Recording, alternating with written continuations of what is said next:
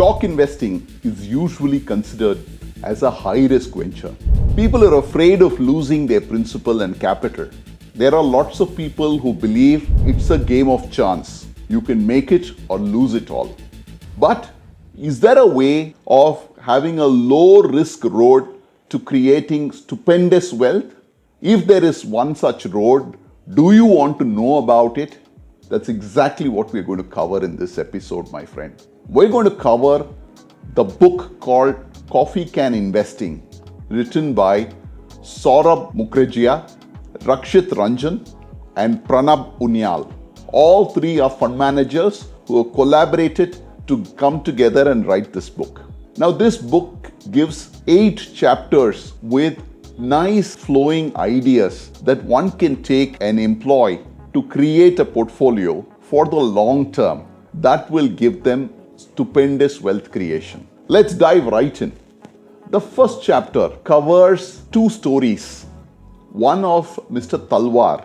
Mr. Talwar is a corporate executive in his early 50s, and through his journey of life, he has done a variety of different investments, including real estate, including gold, apart from equity trading and stuff like that. And then he is now looking at his retirement, upcoming retirement, with a little bit of fear whether he has all the money that he needs. Similarly, on the other side is also the story of a businessman, Sangvi, who has lived a high life, and now that his factory is going to be sold, he is looking at how he can continue to live that high life in the future as well. Intertwined between these stories is the introduction of the theme that how both of these are going to make long-term investments that are going to give them the returns that they hope to achieve. Chapter 2 introduces the concept of coffee can investing. In fact, the term was first introduced by Robert Kirby, who was with Capital Guardian Trust Fund since 1965. And in a 1984 newsletter that he wrote to clients, he narrated an incident of a client's husband who for 10 years had taken every single advice of Mr. Kirby in investing into specific stocks that were recommended by Kirby, but never ever sold the stocks as per the advice and continued to stay invested in them. After a period of 10 years plus, Mr. Kirby said the entire portfolio had generated stupendous return for the individual. So the idea was, if you are invested for the long term in fundamentally sound companies, then you can hope to create great wealth for yourself. The name Coffee Can comes from the era of the Wild Wild West in the US, where even before the banks had made their appearance, where people would put their money, their currency, into a can of used coffee beans and store it under their mattress as a means of safety and security. So essentially, the coffee can investing is a formula or a framework, as you may say, of how one can choose stock portfolios. Now, in the book, the authors define it through a checklist process, and the top 5 checklist items are as follows. First, the investment that you choose to make must be for a minimum period of 10 years. So you must align yourself to ensure that you're making it for that kind of a timeline. Second, the company that you choose must have return on capital employed of at least 15% year after year, every single year over the past 10 years. Third, the company's gross revenue must have at least grown by 10% every single year over the past 10 years. Fourth, every company that you pick up must have a perceived brand value and must have very, very good governance that is followed. Very important. The management quality must be of a high order. Last but not the least, it's great to have companies that have some kind of a business moat, or as it's called, a business advantage that is not easy for competitors to overcome. So if you look for these 5 factors in a company and you build your portfolio of stocks with these 5 factors, there is a good chance that your portfolio can generate the kind of multi-bagger that you're looking for. The third chapter looks at expense matters. Just as profit maximization is very, very important, so is the cost minimization. He says the best outcomes are possible only when your profits are at their highest and the costs are at their lowest.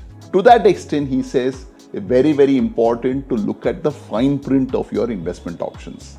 Today, most of us are faced with the barrage of investment schemes on one side. You have the high cost insurance savings products to almost negligible products on the other end.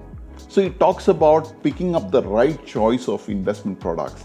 For instance, if you are into a portfolio management service or an AIF, there is a fund manager cost that is very evident. For the aggressive returns that the fund tries and provides, obviously the costs tend to be a little bit more than normal.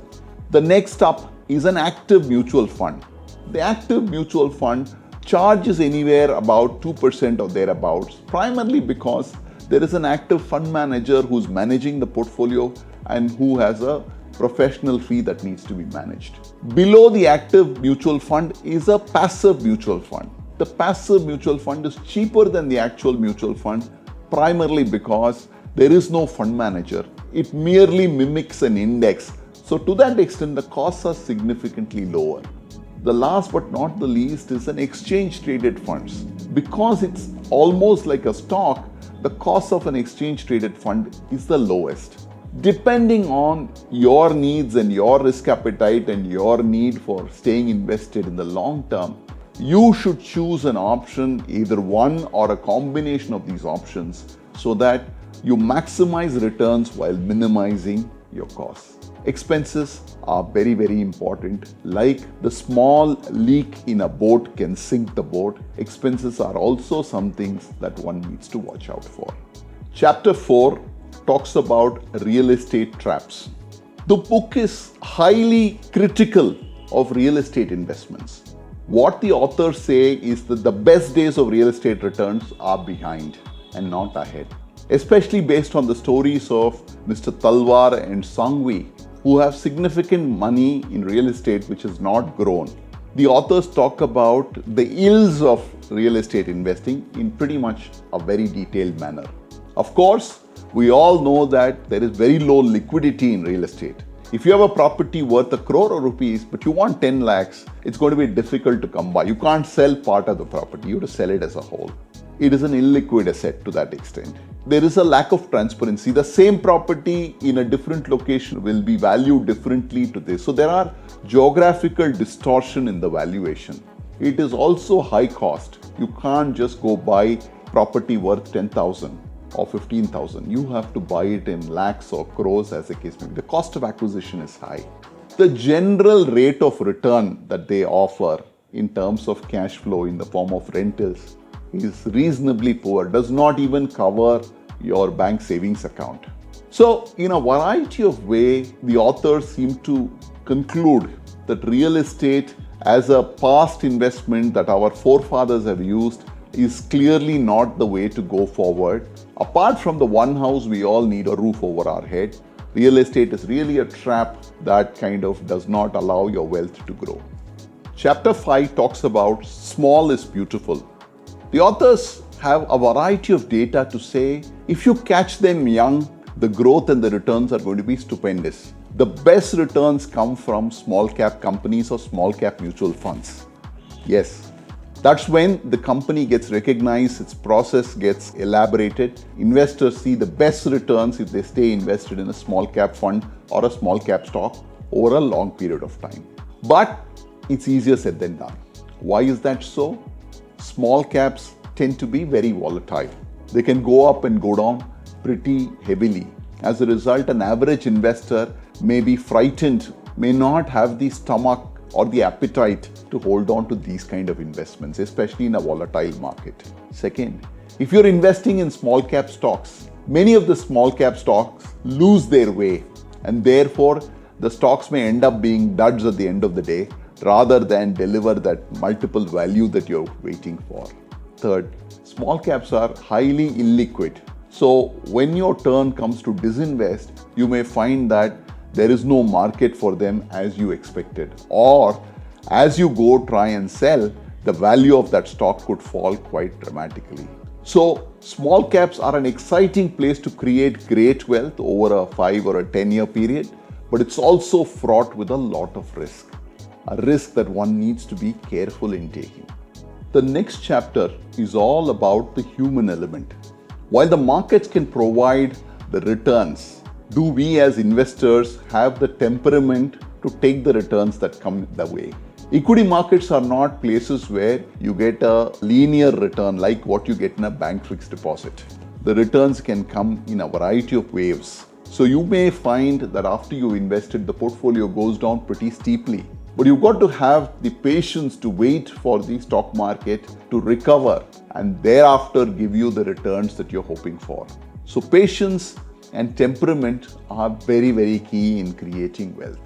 He says knowing it is easy, but doing it is very, very difficult. Last but not the least, he says pulling all this together means that if you can create a portfolio based on your financial needs through a financial plan, that is the best, because the financial plan will force you a certain discipline and an objective that you would otherwise not have.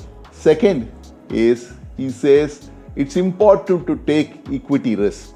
Equities are long-term assets, and if you have a 10-year, 15-year period, then you need to look at equity as an asset class, and you will get the kind of returns only if you wait that period.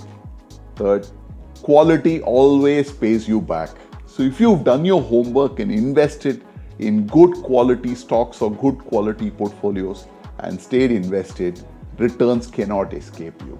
That's what this book is all about. Gives you a framework, lots of portfolios in detail, lots of texts are available. But I have one pro and one con for this book, which I want to talk about. It's a great book for somebody who wants to understand how to go about a framework for stock picking or picking up mutual funds. This is a good framework. It provides the framework that one needs to take. In my mind, there is one drawback also. The book over-glorifies equity. While equity is a great asset class, is a force multiplier in wealth creation, I think the book tends to kind of overweigh on equity while dismissing asset classes like real estate and gold. The other thing is this book was written in 2017. It's about almost 8 years. And in these 8 years, we've seen a massive rally in gold. I dare say if this book was written today, the writing may look a little different. Back then, gold was a poor asset. But over the last 5 years, you and me have seen that gold has delivered stupendous value. So one of the flaws in this book is you can't take this as a reference point today. But the framework for equity stock picks is still relevant. So I'd urge you to go pick up the book and read it from that perspective.